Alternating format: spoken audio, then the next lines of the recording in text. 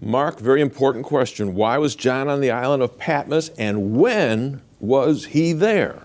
Well, John was banished by the Emperor Domitian, the Roman Emperor Domitian, to the island of Patmos to get him away from the churches, the influence he was having there.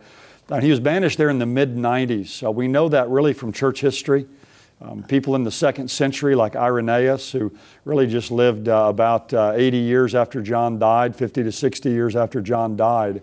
Irenaeus tells us that John was banished there by the Roman Emperor Domitian. He was banished there for preaching the gospel of Jesus Christ. So like Peter and like Paul, he was persecuted by the Roman Empire, where they were both martyred. John was simply banished to the island. It tells us he was there for the Word of God and because of his testimony that he was giving to Jesus. And how many of the church fathers actually recorded this what you're saying? Oh, many of them, yes, dozens of them. Talk about that John is banished there to the island of Patmos during the reign of this Emperor Domitian. Domitian reigned from AD 81 to AD 96. It was near the end of his reign. So usually we just kind of settle for the date of about AD 95 is when John was there and when he wrote the book of Revelation. The significance of that, John, is that if that was when it took place, then this is written after the destruction of Jerusalem.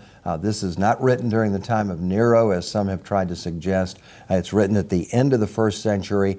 John is the last living disciple left on the planet, and Jesus is going to reveal to him what's going to happen in the future.